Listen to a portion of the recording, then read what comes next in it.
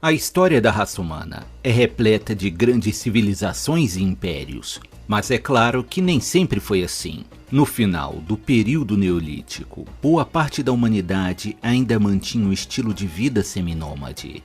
Com o domínio da agricultura e a domesticação de animais, os seres humanos passaram a criar povoados cada vez maiores, o que permitiu um aumento considerável da população. Por volta do ano 4000 a.C., algumas tribos passaram a se estabelecer no sul da antiga Mesopotâmia, região que fica entre os atuais Iraque, Irã e Síria, e por onde passam os famosos rios Tigre e Eufrates. Essas tribos deram origem àquela que provavelmente é uma das civilizações mais importantes da história, os Sumérios. A civilização suméria era fascinante, sendo responsável por grande parte dos avanços da humanidade durante a Idade do Bronze. Os sumérios foram pioneiros na drenagem de pântanos e nos sistemas de irrigação para plantações. Possuíam uma linguagem rica e bem desenvolvida, o que facilitou o comércio e a troca de conhecimentos com outros povos. Esta civilização também se destacava por sua capacidade artística. Eles desenvolveram músicas bem elaboradas e demonstravam grande habilidade como artesãos, esculpindo em mármore, madeira e produzindo belíssimas esculturas de bronze. E talvez o mais importante, eles criaram o primeiro sistema de escrita. Os sumérios desenvolveram a escrita cuneiforme, que era feita com pequenos objetos em forma de cunha, e usavam tabuletas de argila para registrar os símbolos. A escrita cuneiforme era bastante sofisticada para a época, com a qual os sumérios registravam os acontecimentos importantes, chegando até mesmo a registrar poemas e códigos de leis. Os textos escritos pelos sumérios contêm desde cálculos matemáticos até o estudo de astronomia e medicina. Posteriormente, a escrita cuneiforme foi adotada por outros povos, como os babilônios, hititas e assírios. Também é atribuído aos sumérios o aperfeiçoamento de ferramentas como martelo, enxadas e picaretas, além de armas feitas de bronze com uma qualidade impressionante para aquele período. Os sumérios cultuavam muitos deuses diferentes, que eram chamados de Anunnaki, um grupo de divindades responsáveis pela criação da humanidade.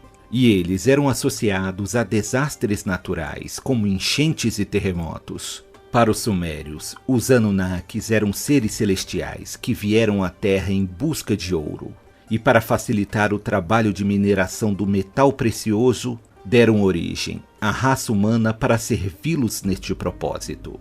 O fato de os sumérios serem considerados inventores da astronomia e estudarem os movimentos dos planetas no sistema solar gerou a crença, nos tempos modernos, de que os deuses Anunnaki sejam na verdade extraterrestres, que visitaram nosso mundo há muito tempo e ensinaram para os primeiros povos como cultivar alimentos e construir cidades maiores. Os sumérios fundaram as cidades de Kish, Nippur, Uruk, Eridu, Lagash e Ur, que se tornaram importantes centros culturais e de comércio na região. Mas essas cidades não pertenciam a um único reino, com cada uma mantendo sua autonomia como cidades-estado, sendo governadas por seus próprios reis e mantendo suas particularidades culturais. A cidade de Ur possuía um destaque especial entre as cidades sumérias, pois além de ser um grande centro de comércio da região, ela possuía grandes templos religiosos, como o famoso Grande Zigurate de Ur. Os reis sumérios costumavam manter a paz uns com os outros, mas por vezes travavam guerras pelos domínios de novos territórios. A riqueza dos povos sumérios passou a provocar a ambição de outros povos vizinhos, como os Elamitas e os Amoritas, que constantemente lançavam ataques para saquear as cidades sumérias. Estes conflitos deram origem à primeira guerra que foi registrada por escrito na história.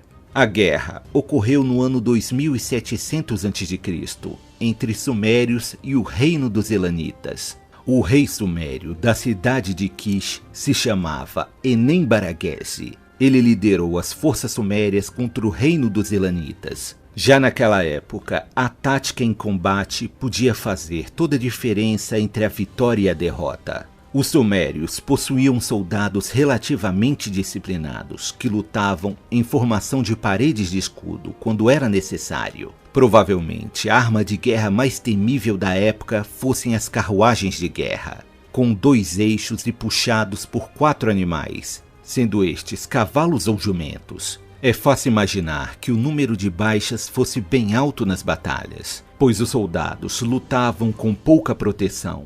E além disso, as carruagens circulavam à sua volta, atirando dardos e lanças, quando não tentavam atropelar os soldados menos afortunados. Os sumérios venceram a batalha contra seus inimigos e registraram em uma placa de argila: "Seguimos saqueando as armas dos elamitas." Com o passar dos séculos, outros povos na Mesopotâmia também desenvolveram grandes cidades e exércitos cada vez maiores e bem treinados. A civilização suméria não foi capaz de resistir ao avanço das civilizações emergentes e acabou sucumbindo. Acredita-se que mudanças climáticas também tenham causado uma grande seca na região, o que contribuiu para o declínio e o desaparecimento da cultura suméria.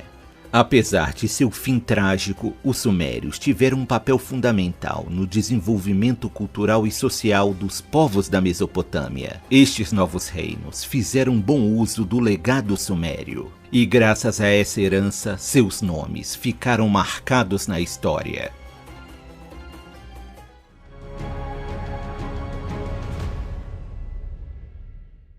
Os acádios fazem parte da linhagem dos povos semitas, que habitavam a região do norte da Síria. Eles chegaram na Mesopotâmia por volta do ano 2500 a.C. e provavelmente estavam em busca de terras férteis para se estabelecer. Logo no início de sua expansão, os acádios e sumérios tiveram alguns conflitos, seguido de um período de paz que foi muito proveitoso para os acadianos. Eles mantiveram comércio e troca de relações culturais e linguísticas com os sumérios, adotando e adaptando o estilo de escrita cuneiforme. Mas ao contrário dos sumérios, que prezavam pelo desenvolvimento das artes e ciências, os acadianos eram um povo de natureza belicosa e tinham grande estima pela guerra. Os acádios também eram um povo politeísta e, com o passar do tempo, seus deuses se mesclaram com os deuses sumérios. Um bom exemplo disso é o caso da deusa Ishtar, a deusa da fertilidade para os acádios, que teve como origem a deusa Namu, que era a deusa dos mares para os sumérios. Os acádios passaram a dar o status de divindade aos seus reis, ou se referiam a eles como o enviado dos deuses para governar seus súditos na terra. E assim, os reis acádios também detinham o título de sacerdotes supremos. A convivência entre acadianos e sumérios havia alcançado um ponto de harmonia, mas ainda assim, os sumérios detinham boa parte do controle comercial da região, o que impedia o desenvolvimento das cidades acádias. Os sumérios estavam sempre cercados de inimigos. Haviam os reinos inimigos dos elanitas e hurritas e muitas tribos nômades que sempre invadiam suas terras.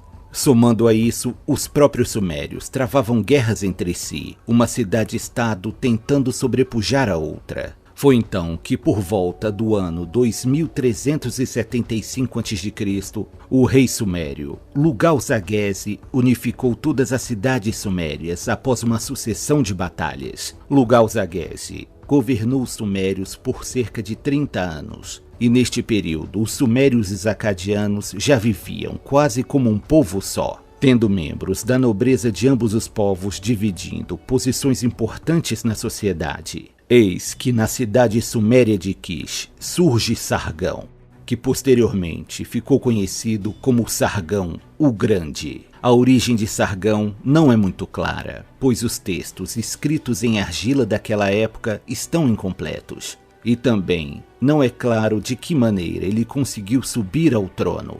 Em uma placa de argila estava escrito: em Acádia, Sargão, cujo pai era um jardineiro, o copeiro de Ur-Zababá, se tornou rei, o rei de Acádia, que constituiu Acádia.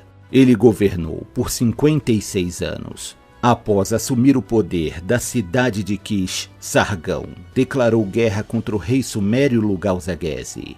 e atacou a cidade de Uruk, a qual foi conquistada após uma árdua batalha. Lugal-Zaghese foi capturado durante a batalha, e Sargão, como sinal de superioridade e desdém por seus inimigos, colocou uma coleira no pescoço do rei derrotado e o arrastou até os portões de sua cidade. Após essa grande vitória, Sargão e seus exércitos seguiram conquistando outras cidades sumérias e também conquistaram os territórios dos Elanitas e Hurritas, criando assim o primeiro império da história, que ficou conhecido como o primeiro Império Mesopotâmico.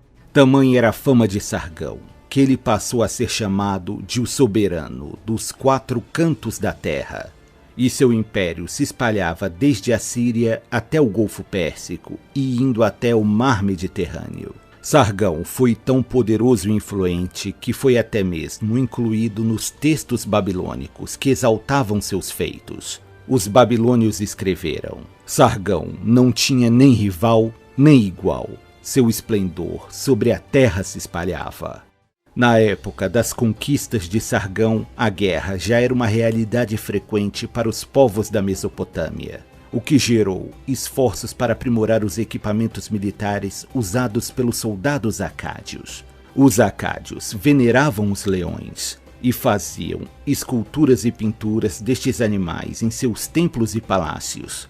E há registros de que estes animais eram capturados para serem usados em batalhas. Sargão morreu por volta do ano 2215 a.C., com cerca de 85 anos de idade, uma idade bem avançada para a época. Logo após a sua morte, muitas revoltas surgiram por todo o império, e os filhos de Sargão não conseguiram manter o poder herdado de seu pai por muito tempo. Pouco a pouco, os acádios foram sendo dominados pelos gútios, uma tribo nômade originária dos Montes Agros, no alto do rio Tigre, e após 2 séculos de existência desmoronou, o primeiro grande império da história. Mas a figura poderosa de Sargão Grande inspirou os reis do Oriente Médio por muitas e seguidas gerações.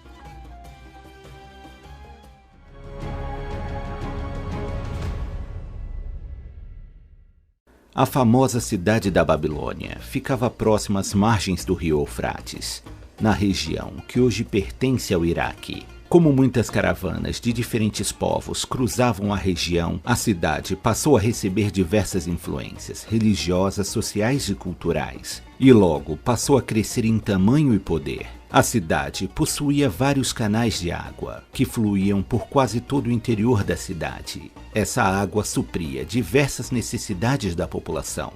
É possível que em seu auge a Babilônia tenha sido a maior cidade do mundo, e lá existiam os famosos Jardins Suspensos, que foram considerados uma das 7 maravilhas do mundo antigo.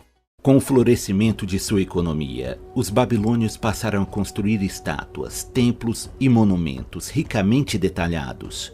A estrutura do governo babilônico era comandada por nobres de diferentes famílias e por seus líderes religiosos. A origem do nome Babilônia é uma adaptação da língua grega. O nome original vem da língua acádia, Bab-Ilan, cuja tradução seria Porta dos Deuses. Com a ascensão do rei Hammurabi ao trono da Babilônia, a cidade alcançaria uma importância ainda maior. Hammurabi foi o 6º rei da dinastia Amorita, e sob seu reinado, a Babilônia floresceu, dominando territórios que antes pertenciam ao Império Sumério e Acádio. Hammurabi conquistou as principais cidades da Mesopotâmia, incluindo a cidade de Assur e Nínive, criando assim o primeiro Império Babilônico, chamado de Império Paleo-Babilônico. Ele também criou o famoso Código de Hammurabi, que foi um conjunto de leis e regras de conduta, e também estava escrito como aplicar as devidas punições equivalentes aos crimes cometidos. Este código seguia o princípio da lei de Talião, onde a justiça era alcançada pela famosa regra do olho por olho e dente por dente. Na área militar, os babilônios aperfeiçoaram os equipamentos acádios, com couraças e elmos bem trabalhados e ajustados ao corpo dos soldados. O império de Hammurabi não durou muito tempo, desmoronando logo após a sua morte, em 1750 a.C.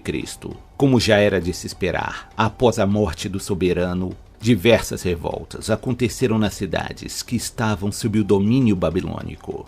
Durante este período turbulento na Mesopotâmia, a Babilônia foi saqueada pelos hititas e depois governada pelos elamitas. A cidade de Assur, que estava sob o domínio dos babilônios, pertencia aos assírios, que eram um povo de origem semita e formavam uma sociedade guerreira, conhecidos por serem cruéis e implacáveis nas batalhas. Os assírios provavelmente formaram o primeiro exército regular da história. Seus soldados profissionais, com armaduras padronizadas e já utilizando ferro em suas armas e capacetes, eram inimigos terríveis. Seus combatentes eram treinados e pagos por isso, e serviam por um período estabelecido em contrato. Os assírios aperfeiçoaram o uso das carruagens de guerra e eram exímios arqueiros, além de ter uma infantaria muito bem disciplinada. Eles também ficaram conhecidos pelo desenvolvimento de armas de cerco.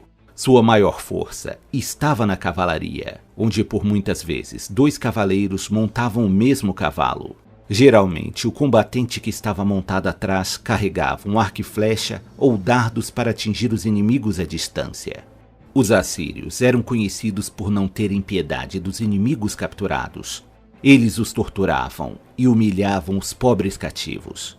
Com a queda do Império de Hammurabi, os assírios conquistaram a Babilônia e tomaram as terras e cidades dos elanitas e hititas, chegando até mesmo a tomar grandes porções de terra do grandioso povo do Egito. Estes feitos consolidaram o início da Idade do Ferro. O Império Neo-Assírio, que foi até então o maior império em extensão territorial já conquistado, superava até mesmo o Império de Sargão o Grande. A capital do Império Assírio era a cidade de Nínive, que recebeu grandes melhorias em suas muralhas para aumentar a segurança contra possíveis ataques inimigos. O último grande rei assírio foi Assurbanipal. Ele organizou a famosa biblioteca de Nínive, que chegou a ter 22.000 plaquetas de argila com escrita cuneiforme. E é graças a elas que hoje sabemos tanto sobre os povos da Mesopotâmia. O rei assírio não teve um reinado tranquilo, já que seu irmão, que reinava na cidade da Babilônia, se revoltou contra ele e havia se aliado aos nobres da Babilônia e a nobres das cidades elanitas.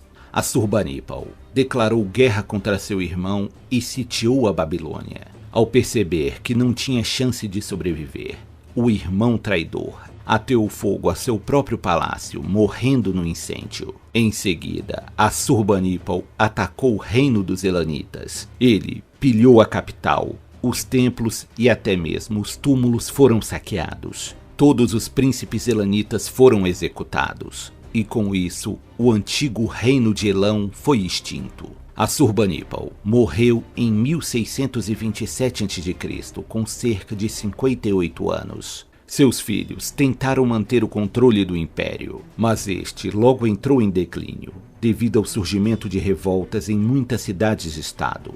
No Egito, o faraó Neco II recuperou as terras egípcias que estavam sob controle assírio. E na Mesopotâmia, o poder foi dividido entre caldeus e medos, 2 tribos semitas que estavam sob o controle assírio. Nabopolassar, que era um nobre caldeu, logo assumiu as rédeas do governo da Babilônia. Ele soube aproveitar o vazio de poder e iniciou ataques contra as cidades de Nippur e Uruk, garantindo assim sua posição como rei. Nabopolassar foi um rei forte de caráter expansionista. Ele firmou alianças com os medos e os povos da Pérsia. O rei casou seu filho, o príncipe Nabucodonosor, com a filha do rei dos medos. Em 1612 a.C., Nabopolassar e seus aliados sitiaram a cidade de Nínive, que ainda pertencia aos assírios. A cidade foi devastada e com isso foi estabelecido o segundo Império Babilônico, chamado de Império Neobabilônico, e sua capital voltou a ser a cidade da Babilônia. Nabopolassar faleceu no ano 605 a.C., com 53 anos de idade, e provavelmente vítima de algum tipo de doença, e foi sucedido por seu filho Nabucodonosor, que significa Nebo protege a coroa. Ele foi de fato um rei poderoso, e assim como seu pai tinha o objetivo de conquistar novas terras e expandir seus domínios. A Babilônia, que já estava desgastada devido aos muitos anos de invasões e saques, foi totalmente reconstruída sob seu reinado, ganhando uma grandiosa muralha ao seu redor. Foi durante o reinado de Nabucodonosor que foi erguido os famosos jardins suspensos da Babilônia. Ele melhorou os sistemas de canais de água e construiu grandes templos e zigurates, a maioria dedicado ao deus Marduk. Os zigurates eram grandes templos de formato piramidal, originalmente criado pelos sumérios e depois adotados pelos babilônios e assírios. O mais famoso desses zigurates foi Etemenanque. Esta construção é atribuída como sendo a Torre de Babel original. Sua construção teria sido iniciada por Nabopolassar e teria alcançado impressionantes 91 metros de altura. O grandioso zigurate foi derrubado a mando de Alexandre o Grande quando este conquistou a Babilônia. O novo Império Babilônico chegou ao seu auge graças ao domínio de territórios e acordos comerciais. A gloriosa cidade da Babilônia exalava riqueza e poder. Sua fama e grandiosidade foram exaltadas por autores da antiguidade, entre eles os gregos Heródoto e Quitésias. Mas Nabucodonosor não se contentaria apenas em sentar em seu trono e governar pacificamente, e em pouco tempo partiu em busca de novas terras para conquistar. Próximos ao mar Mediterrâneo estavam os reinos de Israel e Judá. Nabucodonosor conquistou o reino de Judá, aparentemente sem sofrer muita resistência, e tomou Jerusalém, que na época era a capital do povo judeu. O rei de Judá, Joaquim, foi levado como prisioneiro para a Babilônia, juntamente com muitos nobres e um grande número de cidadãos de Jerusalém.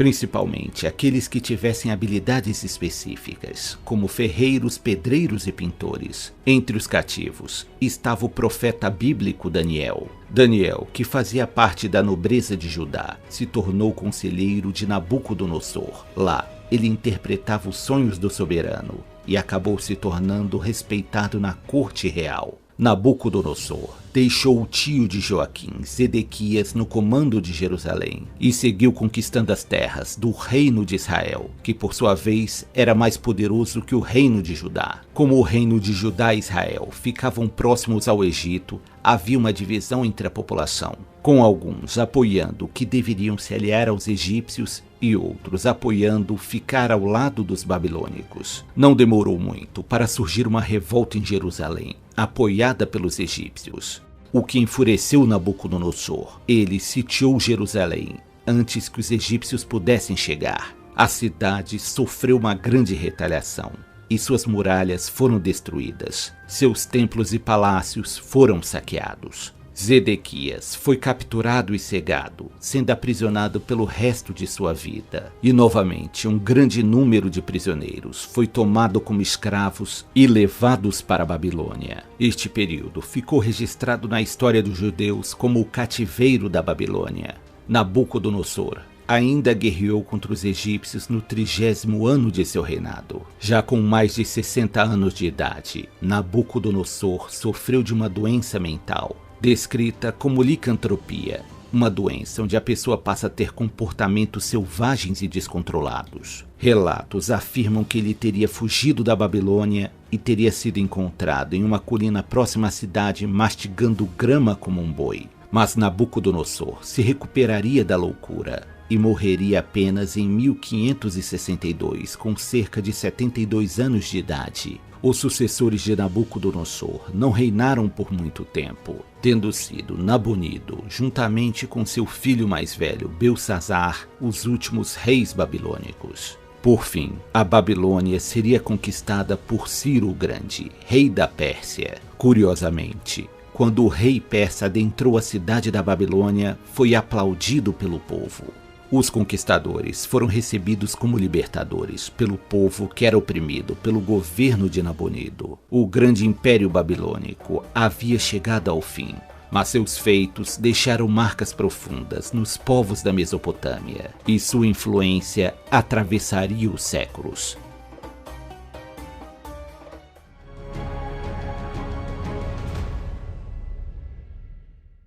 Muitos impérios surgiram durante a Idade do Bronze. Alguns se tornaram famosos, como os babilônios. Outros, no entanto, foram soterrados pelas areias do tempo e quase foram esquecidos no curso da história. O Império Hitita foi um dos mais poderosos e influentes de sua época e ainda assim permaneceu escondido por muito tempo. Os hititas eram um povo indo-europeu que em 2000 a.C. se estabeleceu na Anatólia Central, onde hoje é a Turquia. Eles chamavam a si mesmos de Ati, e assim que chegaram naquela região, dominaram as outras tribos que ali estavam. Essa dominação foi feita tanto pela força quanto pela diplomacia quando era possível. Os hititas se orgulhavam de ser uma sociedade guerreira e tinham grande estima pelos cavalos. Os responsáveis pela criação e treinamento dos cavalos tinham um lugar de destaque na sociedade. Um dos primeiros relatos sobre os hititas estão nas poesias gregas, como a Odisseia, onde os hititas são chamados de Quetas. Já na Bíblia, os hititas são citados no Antigo Testamento, onde são chamados de Et.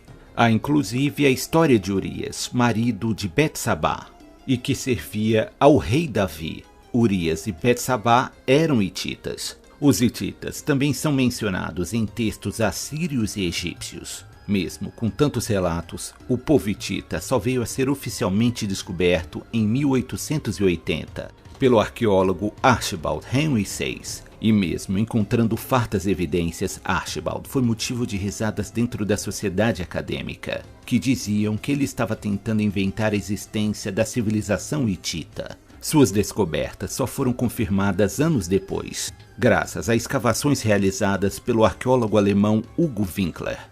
Por volta do ano 1650 a.C., os impérios babilônico, egípcio e hitita já haviam se consolidado.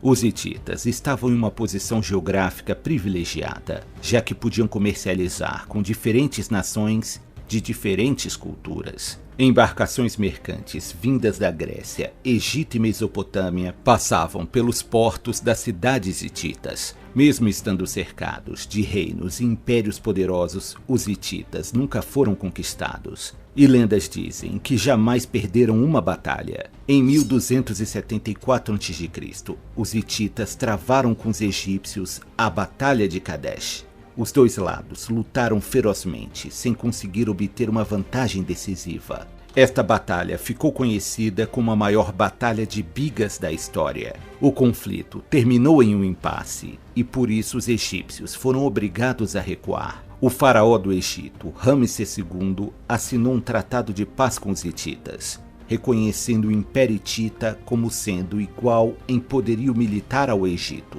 Por diversas vezes, os hititas detiveram invasões assírias, babilônicas, egípcias e gregas. O equipamento militar de seu exército era composto por capacetes e armas de bronze, além de couraças pesadas feitas com pequenas placas de bronze, e é atribuída aos hititas serem uma das primeiras civilizações a dominar a metalurgia do ferro. Os hititas também tinham a fama de possuir as melhores carruagens de guerra de sua época.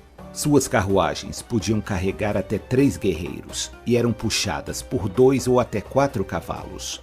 A tática empregada nessas carruagens era bastante eficiente, tendo um condutor para guiar os cavalos, um guerreiro portando uma lança longa e couraça pesada e um terceiro guerreiro carregando um escudo para proteger os outros 2. Este terceiro guerreiro também poderia fazer uso de arco e flecha para ataques à distância. Era uma combinação de velocidade, ataque e defesa, que sem dúvida tornavam os hititas guerreiros temíveis. Alguns registros antigos indicam que até mesmo a famosa cidade de Troia pagava tributo aos hititas. A sociedade hitita era incrivelmente avançada.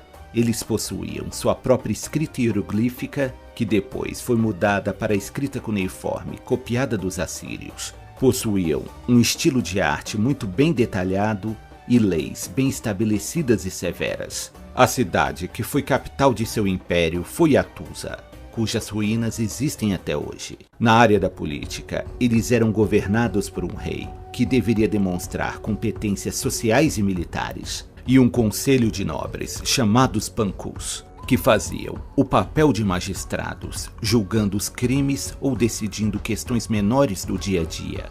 Entre os hititas, até mesmo os escravos tinham direitos na sociedade. Quando o assunto era religião, os hititas eram incrivelmente tolerantes. Eles cultuavam deuses de diversos povos e respeitavam as crenças até mesmo de seus inimigos. Isso rendeu aos hititas o título de o povo dos 1000 deuses. Em seu auge, o Império Hitita se estendia desde a Turquia até partes do Líbano e Síria. Pouco depois da Batalha de Kadesh, o Império Hitita passou a enfrentar conflitos internos e os outros povos se aproveitaram desta instabilidade. Uma guerra civil estava enfraquecendo o Império Hitita e os assírios passaram a pressionar cada vez mais em seus ataques. Toda essa instabilidade fez com que a população hitita começasse a abandonar suas casas e a migrar para outras regiões. Após queimarem Hattusa, sua própria capital, os hititas se tornaram alvos fáceis para grupos de piratas e saqueadores. Um dos impérios mais desenvolvidos da Idade do Bronze agora estava em ruínas. Quanto aos sobreviventes dos hititas, não se sabe ao certo para onde foram, tendo provavelmente vivido em pequenas tribos ou procurado refúgio em outros reinos. Apesar de ter passado tanto tempo perdido, e até os dias de hoje não ser um dos mais lembrados, o Império Hitita deixou sua marca na história, devendo ser recordado por sua grandeza e importância histórica.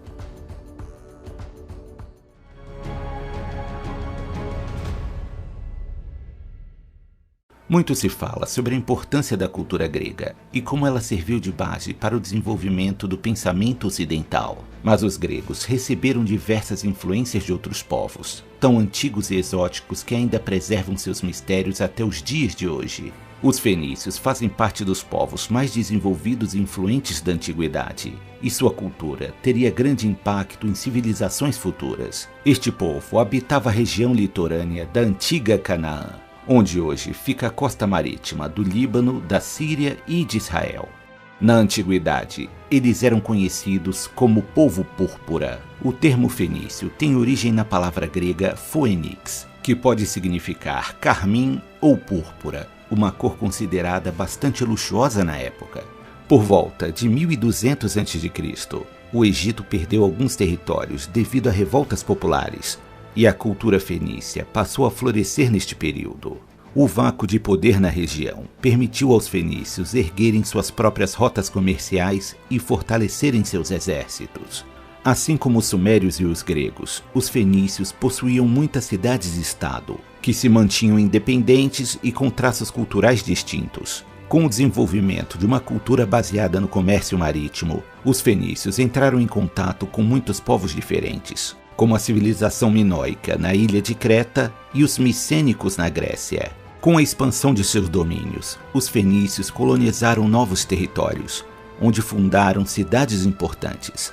Entre elas podemos citar as cidades de Tiro, Sidom e Beirute. Uma das maiores contribuições que os fenícios deixaram para a humanidade está relacionado à escrita. Eles criaram um modelo de alfabeto que é considerado o ancestral de todos os alfabetos modernos. Esse alfabeto é chamado de alfabeto fonético fenício e chegou até a Grécia por intermédio da ilha de Creta. Os gregos, por sua vez, adicionaram as vogais ao alfabeto fenício, criando assim o alfabeto grego. Os fenícios prosperaram muito com o comércio de madeira, escravos e vidro, mas seu produto mais valioso era a púrpura tíria.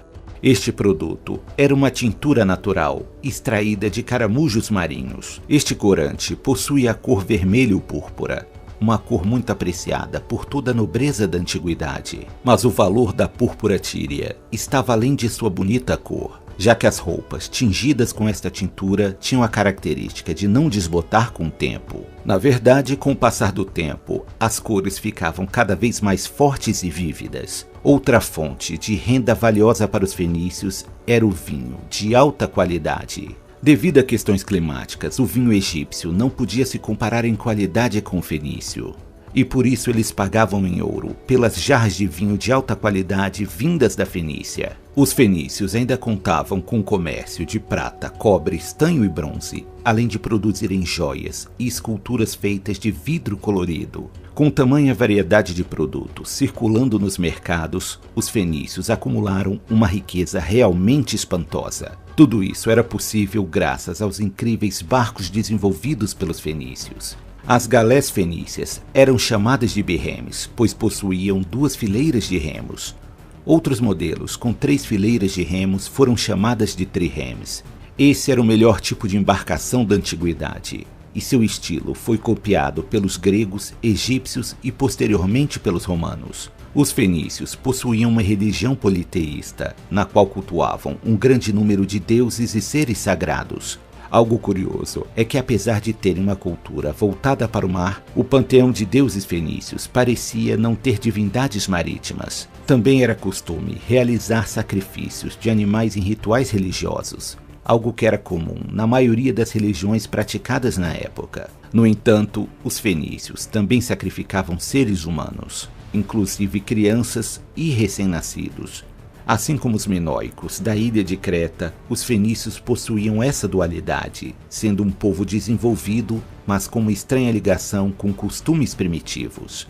Como grandes navegadores, os fenícios percorreram uma distância marítima espantosa para sua época. Eles navegaram e criaram colônias por toda a costa da África, chegando até a Península Ibérica, onde hoje fica Espanha e Portugal. Acredita-se que os fenícios também chegaram até a Grã-Bretanha e fizeram comércio com as tribos celtas que lá habitavam. 65 anos antes da fundação de Roma, os fenícios fundaram a cidade de Cartago, no norte da África. Cidade esta que se tornaria uma das maiores rivais de Roma. Existem algumas teorias de que os fenícios teriam atravessado o Oceano Atlântico e chegado ao Nordeste brasileiro, mas a academia considera esta uma teoria fantasiosa e exagerada. Os fenícios são muito citados na Bíblia. Talvez a mais famosa personagem bíblica seja a princesa Jezebel, filha do rei Etbaal da cidade de Sidom. Jezebel ficou famosa por ter se casado com o rei Acabe de Israel e ter exercido muita influência, agindo como rainha e sacerdotisa. Mesmo com toda sua fama e riqueza, os fenícios não possuíam uma força militar unificada e, por conta disso, não conseguiram oferecer muita resistência contra os ataques do emergente Império Persa. A cidade de Cartago foi um dos principais abrigos para os fenícios. Com o aumento da população, a cidade cresceu substancialmente. Em 332 a.C., Alexandre o Grande conquistou a famosa cidade fenícia de Tiro, que estava sob o domínio persa. Alexandre foi implacável com a cidade, ordenando a morte de 2.000 cidadãos. Entre eles estavam persas e fenícios. Pouco tempo depois, a cultura fenícia desapareceu de sua terra natal. A antiga região da Fenícia passou a ser dominada por outras potências, como os gregos e egípcios. Mas Cartago continuou a se desenvolver e prosperar, criando sua própria identidade cultural, e seus cidadãos passaram a ser conhecidos como cartagineses, mas se consideravam herdeiros da gloriosa tradição da civilização fenícia.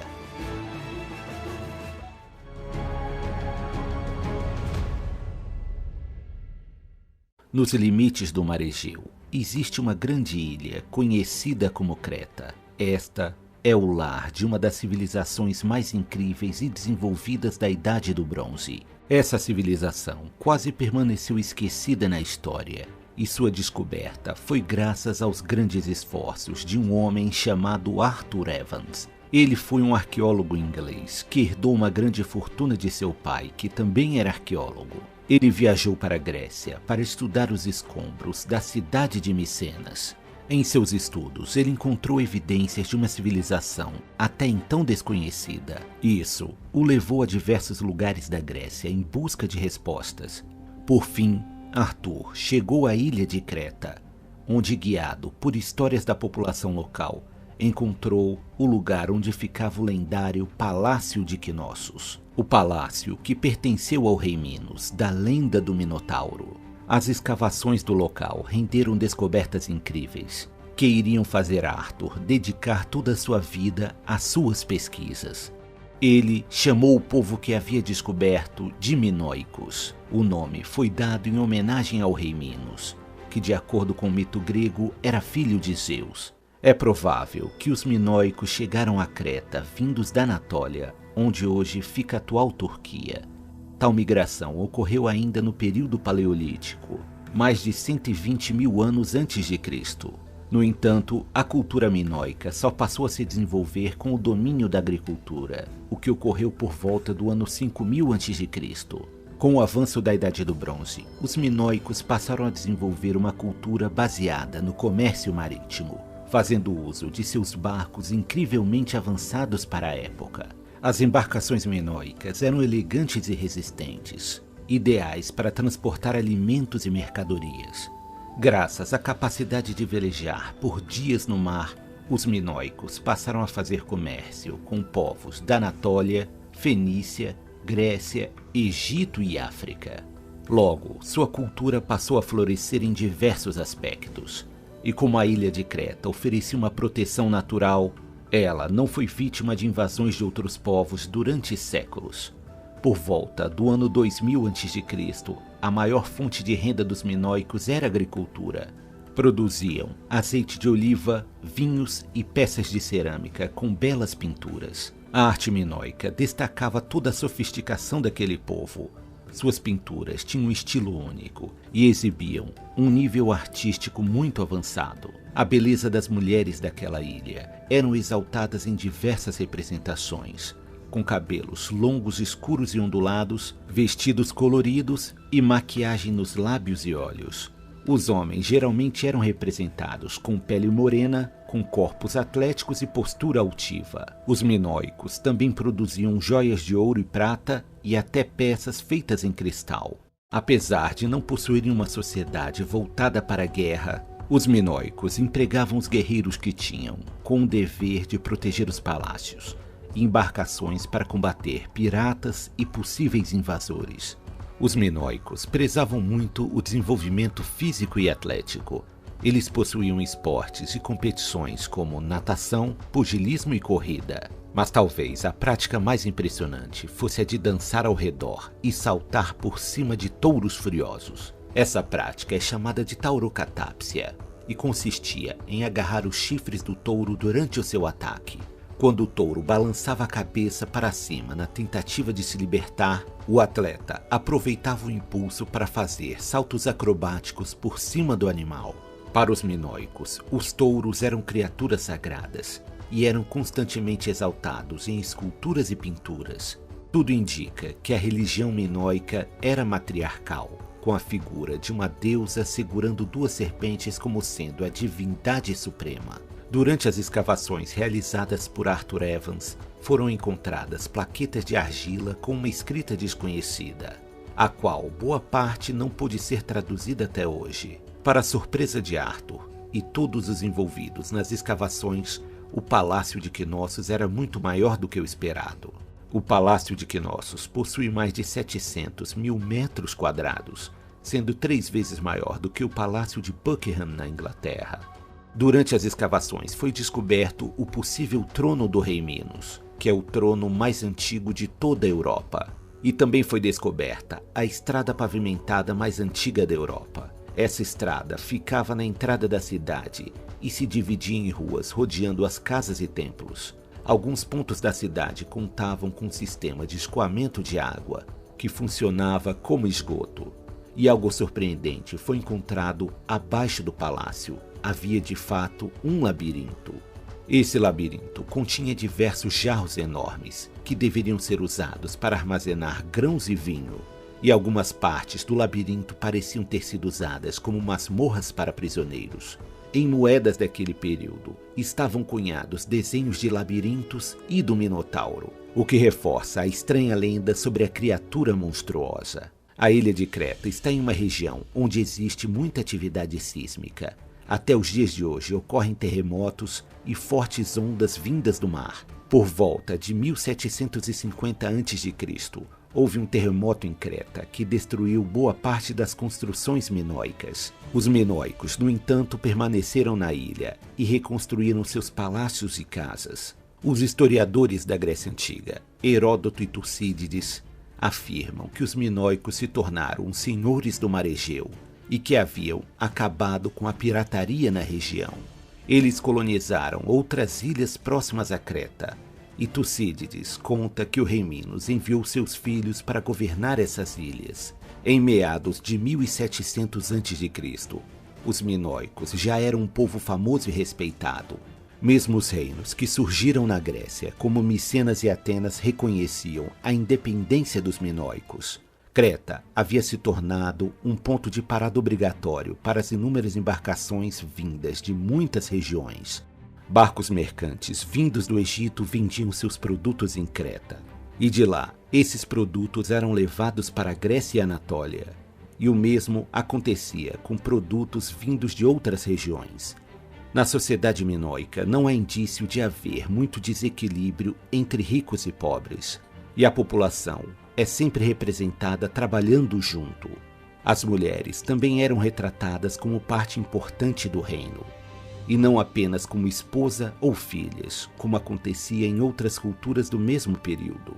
Há um forte vínculo entre a civilização minoica e a lendária cidade de Atlântida. Os primeiros registros sobre Atlântida foram deixados por Platão, escritos entre 428 e 347 a.C. Ou seja, Platão estava inspirado em algo que ocorreu 1000 anos antes de sua época. Na época em que Platão viveu, os minoicos já faziam parte de histórias do passado. Por conta disso, e devido a se basear em contos exagerados, Platão imaginou e descreveu um reino antigo que fosse mais avançado e poderoso do que os reinos de sua época. Mas nem tudo era fruto da imaginação de Platão. Como podemos ver até aqui, os minoicos de fato eram um povo avançado para sua época e muito engenhoso. Existiram muitas teorias de onde Atlântida estaria, mas muito provavelmente se trata da cidade minoica que ficava na ilha de Santorini. A ilha de Santorini era uma das ilhas mais importantes para o comércio minoico, e nessa ilha existia um enorme vulcão. Quando o vulcão explodiu e entrou em erupção, destruiu quase que completamente a ilha e suas construções. Grande parte da ilha afundou no mar, arrastando tudo com ela. Isso afetou muito o comércio dos minoicos com os reinos do norte. Como se isso já não fosse o bastante, pouco tempo depois, ocorreu um cataclismo enorme, no qual um forte terremoto, seguido de um tsunami com ondas de mais de 20 metros de altura, afetou toda a Grécia, e principalmente a ilha de Creta. A devastação foi muito maior do que a causada por uma bomba atômica. E novamente as casas e palácios foram destruídos. Com tamanha atividade sísmica, o vulcão da ilha de Santorini entrou em erupção novamente. E apesar da distância, as suas cinzas invadiram a ilha de Creta, bloqueando a luz do sol e gerando uma névoa tóxica que matava as plantas e animais. Um período de fome e escassez trouxe revoltas e violência por toda a ilha de Creta, com a situação chegando a um ponto de desespero, e há indícios de que os minoicos tiveram que recorrer ao canibalismo. Infelizmente para os minoicos, nem mesmo eles podiam lutar contra as forças da natureza, e uma das sociedades mais avançadas de seu tempo estava decaindo para a selvageria.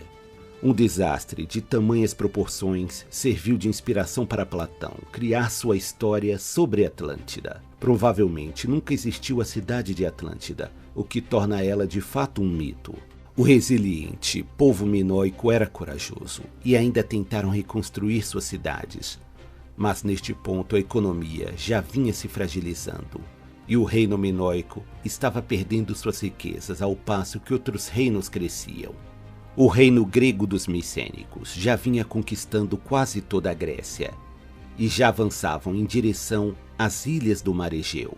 Não se sabe ao certo se os micênicos tomaram Creta à força ou se ofereceram ajuda em troca de cederem o território. O fato é que os minoicos e os micênicos fundiram suas culturas e 2 séculos depois estavam começando a recuperar a ilha de Creta. De acordo com Homero, em seu poema épico sobre a Guerra de Troia, os navios micênicos, comandados pelo rei Agamenon, zarparam em direção a Troia partindo da ilha de Creta. Em 1200 a.C., o domínio micênico sobre Creta entrou em declínio, boa parte devido aos ataques de piratas que vinham devastando tudo em seu caminho. Até mesmo o poderoso Egito sofreu grandes perdas contra os piratas do Mar Egeu, também conhecidos como o Povo do Mar. Os últimos habitantes de Creta abandonaram as grandes cidades e se refugiaram por mais de um século nas montanhas da ilha. Isso permitiu que outros povos vindos da Grécia ocupassem as antigas cidades minoicas, que já não tinham mais condições de resistir contra invasores. E assim, uma das mais esplêndidas culturas do mundo antigo havia chegado ao fim. A civilização minoica é considerada a primeira grande civilização europeia, e sua influência foi enorme para os povos gregos que vieram depois. Também, graças a eles, o comércio e o contato entre muitas civilizações se tornou possível na Idade do Bronze. Grandes civilizações não desaparecem da noite para o dia, como acontece na lenda de Atlântida. Mas as suas histórias podem ser tão incríveis e ricas quanto aquelas imaginadas pelos melhores escritores e poetas.